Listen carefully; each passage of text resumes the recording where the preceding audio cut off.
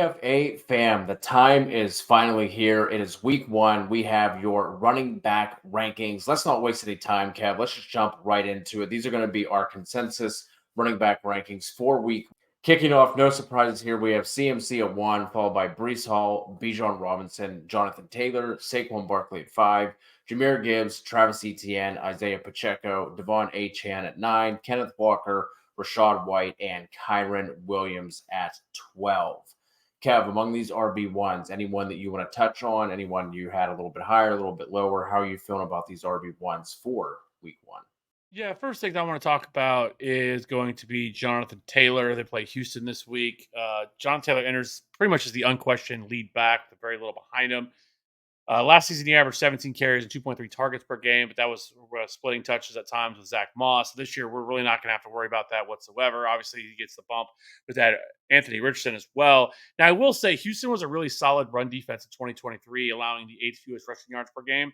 However, they did allow the fifth most rushing touchdowns. The Texans also ranked 27th at explosive run rate allowed. They also had a stuff rate of 49.2% as well, which is the third highest rate in the league, and allowed 2.35 yards after contact per attempt, which was 17th. So this Houston run defense was actually pretty solid last year. They've made some improvements as well, added some more to this defense this year. So this is the slam dunk matchup that it used to be, but I still really like JT, mainly because of volume. He's going to see a ton of it. And I think Anthony Richardson also opens things up for him as well. Still running behind one of the best offensive lines in the league as well. So JT is really strong this week. Next up, you have Kenneth Walker, somebody who I really like this offseason. There's been a ton of buzz surrounding Walker and his expected usage heading into 2024. You have Ryan Grubb and Mike McDonald both have talked ad nauseum about Walker and how they think he could be a three-down workhorse.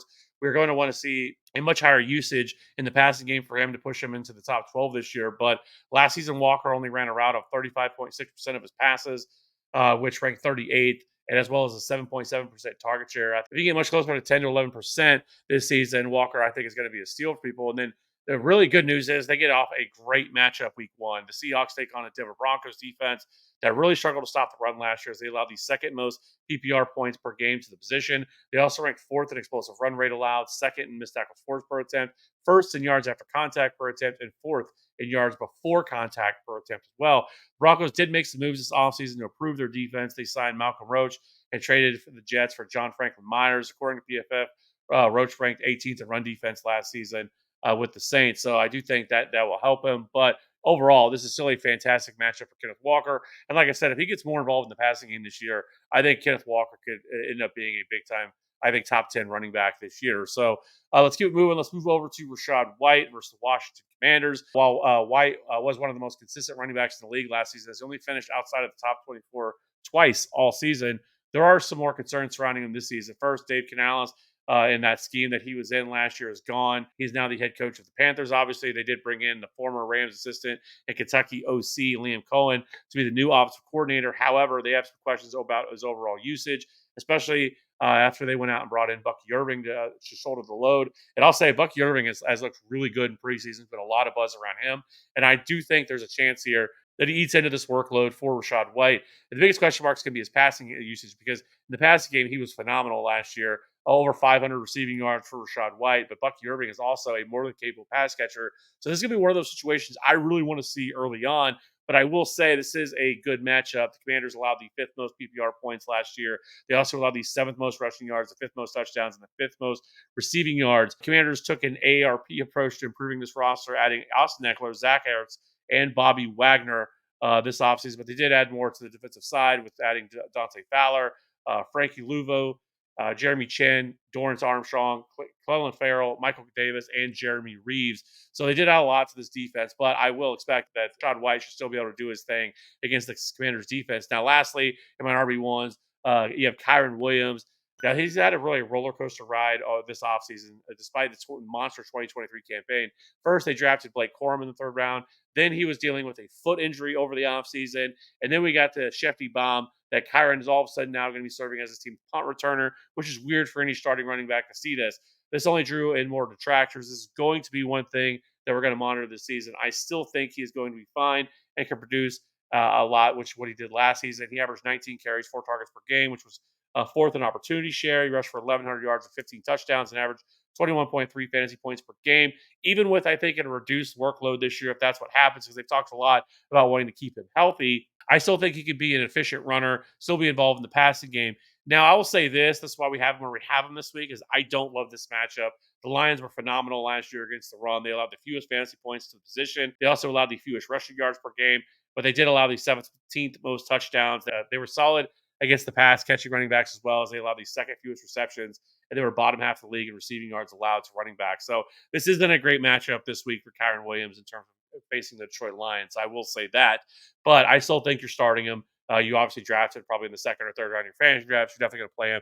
Just have a little bit of tempered expectations. The only thing that I'll touch on in the RB1s here, Travis Etienne, he was someone who I was more lukewarm on during the entire draft process, but I think this week one matchup against Miami sets up pretty well for him. That front seven for Miami was not great last year, and they lost a bunch of pieces. This game also has the second highest total on the week, I think, or it's tied for like the third highest, I believe. So Travis Etienne is someone who I actually do really like for this week, even though I was a little bit cooler on him than most throughout the draft process. So let's go ahead and move into the RB2s, kicking things off there with James Cook, followed by Derrick Henry, Josh Jacobs, Joe Mixon, Alvin Kamara, Aaron Jones, David Montgomery, James Conner, Javonte Williams, Zamir White, Najee Harris, and Raheem Mostert finishes out our RB2s. Kev, same deal here. What do you got? Yeah, let's start things off with James Cook. I actually have him as an RB1, low end RB1, but Cook enters 2024 is one of probably the more polarizing players over the offseason. While James Cook 2023 season was very much a tale of two halves, the change from Ken Dorsey to Joe Brady was massive for Cook, as he averaged 60.7 carries and nearly 4 targets per game with Brady. He also jumped from 12 fantasy points per game under Dorsey to nearly 17 fantasy points per game under Brady. Right out of the gates, Cook is one of the best matchups of the weekend, facing a Cardinals defense that allowed 140 rushing yards per game and well over a touchdown as well. They did make a few additions, adding Justin Jones and Bilal Nichols in free agency, as well as drafting Darius Robinson as 27th overall pick in the draft. The Cardinals defense likely is still in the bottom half of the league this year and will be a defense we want to target with either running backs or wide receivers. So James Cook, I think, is in a really good spot and a really good matchup here against the Cardinals. Now, we do have to monitor, because Ray Davis is going to be another situation. How much workload is he going to take? Is he going to be more utilized at the goal line? As James Cook get those opportunities? So there's definitely some stuff we want to see here with James Cook early on in the season. But overall, I still think James Cook is going to be a really solid running back. Next up, we head to Brazil for the Brazil game again with the Eagles and the Packers. Josh Jacobs the next up. The newest addition enters 2024 in a really good spot to dominate touches. A.J. Dillon has already had a season-ending neck injury with Marshawn Lloyd, is still working his way back from his own injury as well. He did avoid getting put on the IR. Jacobs should see the lion's share of the touches in the backfield, making him an intriguing option week one against the Eagles. Now, I will say the Eagles, while they were really bad last season on the defensive side of the ball, especially over the second half, they did still do a good job containing rushing attacks, as they allowed the 10th fewest PPR points per game, and they also allowed the 5th fewest yards after contact per attempt and ranked 14th in stuff rate. One move that's going to be underrated this offseason that they did was they went out and brought in Vic Fangio as well. And Vic Fangio is one of the best defensive minds in the league. So I really like this Eagles defense take a step forward. So I'm a little bit iffy on Josh Jacobs. I think he's going to be still a solid high-end RB2 or low-end RB1 this week due to pure volume alone, because there's really nobody else that's going to be getting in his way. He could see 80+% of the opportunities from this backfield this week. So really like Josh Jacobs, despite really what it will be a tough matchup. Moving on to Joe Mixon versus the Colts.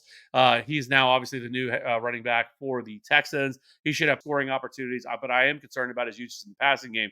CJ Stroud had the lowest checkdown rate in the league last season, and they only targeted running back 74 times, which is the second lowest rate in the league as well. Joe Mixon last year saw 52 receptions and 376 receiving yards last season with an 11% target share. This was something that really kept him afloat, because he's never really been somebody that's truly been an efficient runner. He's been more on volume and a little bit more touchdown dependent last season, as he had 15 touchdowns last year.